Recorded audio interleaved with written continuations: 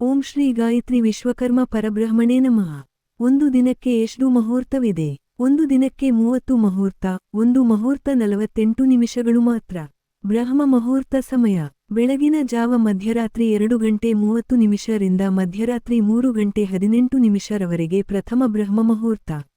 ಈ ಸಮಯವು ಸರ್ವ ಕಾರ್ಯಗಳಿಗೆ ಶುದ್ಧಿ, ದೇಹ ಮನಸ್ಸು ಶುದ್ಧಿ, ಯೋಗ ವ್ಯಾಯಾಮ ಅಶೌಚವನ್ನು ಮುಗಿಸುವ ಸಮಯ.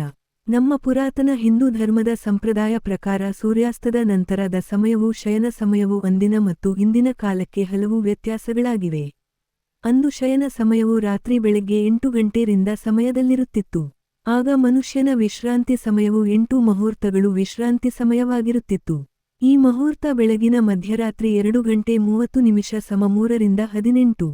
ಈ ಸಮಯವು ನಿತ್ಯ ಶೌಚ ಕಾರ್ಯ ಮುಗಿಸಿ ದೇಹ ಶುದ್ಧಿ, ಸೂರ್ಯ ನಮಸ್ಕಾರ, ಯೋಗಾಸನ, ದೇಹದಂಡನೆ, ಸದೃಢ ದೇಹ ಮತ್ತು ಮನೋಶುದ್ಧಿಗಾಗಿ ಪ್ರಾಣಾಯಾಮಗಳನ್ನು ಮಾಡಿ ಮತ್ತೆ ಸ್ನಾನಾದಿಗಳನ್ನು ಮುಗಿಸಿ ಸೂರ್ಯೋದಯದ ಸಮಯಕ್ಕೆ ದೈವಕಾರ್ಯಗಳನ್ನು ಮಾಡುತ್ತಿದ್ದರು. ಈ ಸಮಯದಲ್ಲಿ ಮಾಡುವ ಕಾರ್ಯವು ಉಲ್ಲಾಸ, ಉತ್ಸಾಹ, ಉತ್ತಮ ಆರೋಗ್ಯ, ದೀರ್ಘಾಯುಸ್ಸು, ಯಶಸ್ಸು ತರುತ್ತದೆ.